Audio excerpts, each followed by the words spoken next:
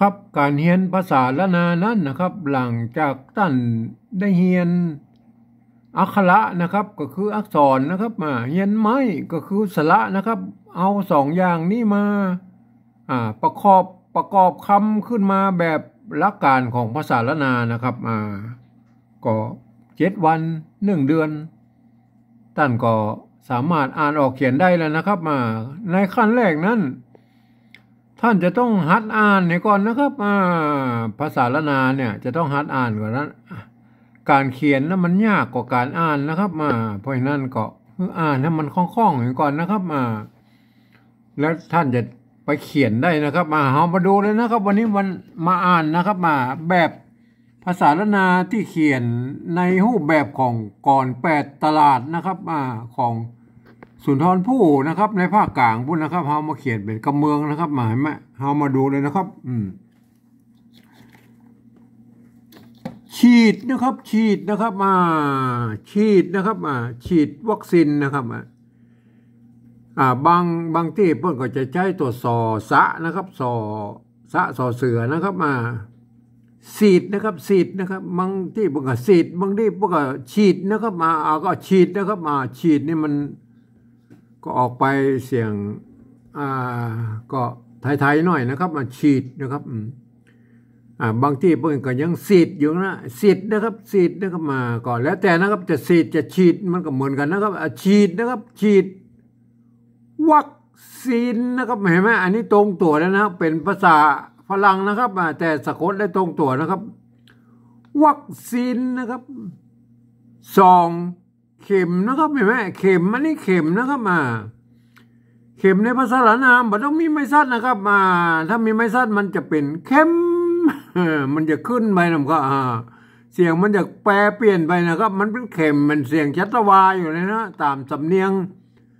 ไต้หวนเชียงใหม่นะครับ2 เข็มเต็มก็เหมือนกันนะครับมันต้องมาใส่ไม้แต่คู่นะครับเต็มไม่เสียงชัตวานะครับใส่ไม้แต่คู่มันจะเต็มมันจะขึ้นไปนะครับมันจะขึ้นไปนะอันนี้มันชัตวาอยู่แล้วนะครับเต็มนะเต็มแขนนะครับปะไม่ไก่นะครับอ่านเป็นไปนะครับไปนะครับเสียงสามัญนะครับไปตามแผนนะครับตี้นะครับเสียงโทปกตินะครับตัวตะนะครับตี้วางไว้ไม่ใช่ที่นะครับอันนี้ไม่ใช่ที่นะตี้นะครับตี้วางไว้บ่าใจ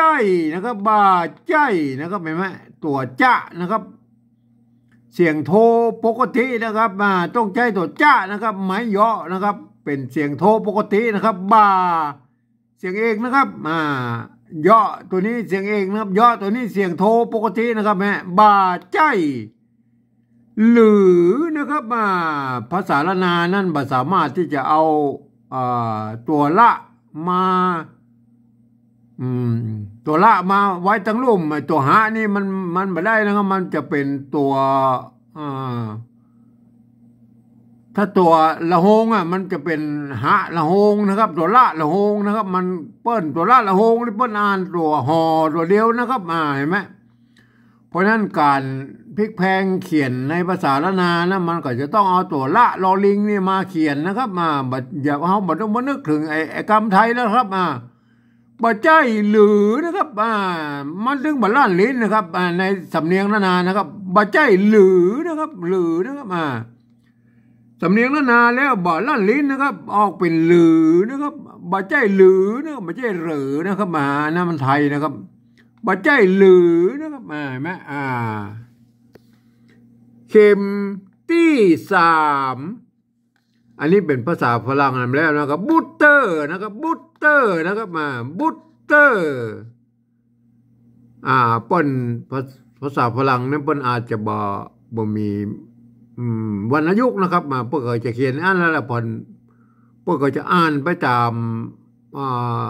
เสียงที่เปิ้นอ่านได้นะครับเปิ้นก็จะสูงต่ำได้ทั้งนั้นนะครับบูตเตอร์นะครับเฮาอ่านเป็นไทยแล้วมันเป็นกำเมืองแล้วมันบูตเตอร์นะครับบูตเตอร์เขาก็สะกดเขียนไปตามนั้นนะครับบูตเตอร์นะครับเอาให้ได้ตามเสียงนะครับบูตเตอร์ เกอล่ำลือนะครับล่ำลือนะครับล่ำลือบ่าต้องซื้อฉีดฟรีนะครับฟรีนะครับตัวฟ้านะครับใส่ละหงนะครับอันนี้มันนอกกฎนะครับเขาเรียกว่าการใส่ละหงนั่นน่ะในละนาแล้วก็จะมีใส่ในตัวที่อยู่ในวรรคนะครับอยู่ในว่าตัวนี้มันเป็นตัวที่สร้างขึ้นมาใหม่นะครับเมื่อใส่ละหงแล้วนะมันก็เป็นนอกกฎเกณฑ์นะครับมันเป็นนอกกฎเกณฑ์ก็ใส่ละหงได้นะครับก็คือใส่ละหงเป็นตัวกั้มนะครับฟรีนะครับฉีดฟรีมีกู้นะครับตัวกู้ในเสียงโทรปกตินะครับกู้นะครับกอนะครับกู้นะครับกู้คนนะครับไหมคนนี่ต้องใช้ตัวคะนะไหมตัวกะนี่นะตัวกะนี่ตัวกอนะครับกู้นะครับคนนะครับคนนะตัวเสียงคอจริงๆแล้วมันต้องคอหางยาวเนี่ยตัวคะหางยาวเนี่ยนะครับคนนะครับเห็นไหมยังติดนะครับยังติดเจือนะครับตัวจะนะครับไม่ขอจ้างเสียงตรีนะครับเจือนะครับยังติดเจือก่อนะครับตัวนี้ตัวกะนะครับใส่ไม่ก่อเนี่ยก็มันเป็นตัวพิเศษนะครับความจริงมันจะต้องมีกันย้อนอยู่ตรงรูปนี้ตัวนะครับแล้วก็มีมะเยาะนะครับจึงมันออกเสียงโทปกตินะครับก่อนะครับแต่เมื่อมาอยู่ในประโยควรรณกรรมเนี่ยนะครับวันจะเป็นข้าวจะเป็นก่อนจะเป็นอย่างสปะกะโลงอย่างแล้วแต่นะครับมันจะออกเสียงกอนะครับกอสมุนไพรนะครับสมุนไพรนะครับตัวปะละหงเนี่ยเห็นไหมปะละหงต้องอ่านเป็นตัวถัดไปนะครับปะพระมะนะครับปะแล้วก็พระนะครับตัวต้องอ่านเป็นตัวถัดไปก็คือพระนะครับปะละหงนะครับปะละหงก็คือเป็นตัวพระนะครับเห็นไหมมันแตกต่างกับตัวตะกี้นะครับตัวนี้มันตัวฟ้านะครับตัวฟ้าละหงเนี่ยมันอยู่ในนอกกฎเกณฑ์นะครับมันไม่ใช่ในกฎเกณฑ์ของละนานะครับมันก็เป็นตัวกั้มไปแล้วฟรีนะครับฟรีนะอ่านว่าฟรีนะครับอ่านตัวของมันเองนะฟรีนะครับตัวนี้ปะละหงอ่านเป็นตัวปะนะครับอ่านเป็นตัวพระนะครับโทษทีอ่านเป็นตัวพระกับสมุนไพรนะครับสมุนไพรไตนะครับอันนี้ตัวตะนะครับเขียนตัวนี้ต้องอ่านเป็นตัวตอนะครับไตนะครับไตตัวนี้ตัวญะนะครับตัวญะอ่านแง่นะมันจะแย่นะครับแง่เยอะนะครับเยอะแง่เยอะนะครับแง่เยอะมันจะแย่เยอะนะครับแง่เยอะนะครับถ้าออกเสียงไทยแล้วมันจะต้องออกเขียนด้วยกำตัวอยนะครับตัวยะนะครับ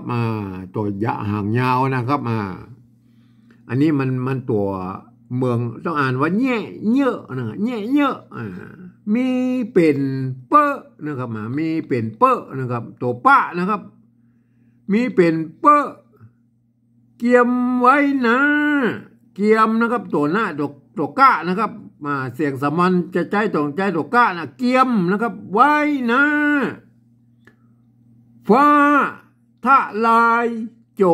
รนะครับฟ้าทลายโจรนะครับถึงแม้มันกายปันนะครับนี่ตัวป้านะครับเห็นไหมเขียนแบบบาลีแต่ต้องมีไม้ซัดนะครับเห็นไหมก็ท่านจะมีไม้ซัดหรือมีไม้ซัดเป็นภาษาละนาเจ้าบ้านเนี่ยนะครับก็ล้อเลียนมาจากภาษาบาลีนะครับก็เมื่อมีตัวซ้อนกลางหลังนี่ก็ตัวหน้าเป็นพยัญชนะต้นเสมือนมีไม้ซัดอยู่ตรงบนนี่นะครับเห็นไหมท่านจะใส่ก็ได้ไม่ใส่ก็ได้นะครับแล้วแต่นะครับกายปันนะครับตัวป้านะครับตัวป้าต้องอ่านเป็นตัวปอนะครับปันนะครับปันนะครับกายปัน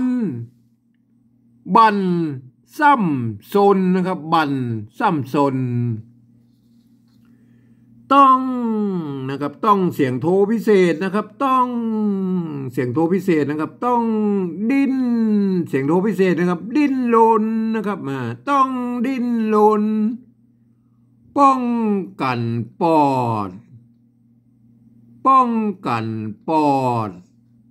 เป็นยอดดีตัวเนี้ยนะครับต้องอ่านว่าเป็นตัวยอแล้วก็ยอดนะมันจะยอดนะครับมันจะยอดไปยอดดีนะครับยอดดีนะมันไทยนะครับเป็นยอดดีนะครับเป็นยอดดีนะครับเรามาอ่านรวดๆดูนะครับฉีดวัคซีน2 เข็มฮื้อเต็มแขนไปตามแผนที่วางไว้บ่ใจหรือเข็มที่3บูสเตอร์เกอล่ำลือบ่ต้องซื้อฉีดฟรีมีกู้คน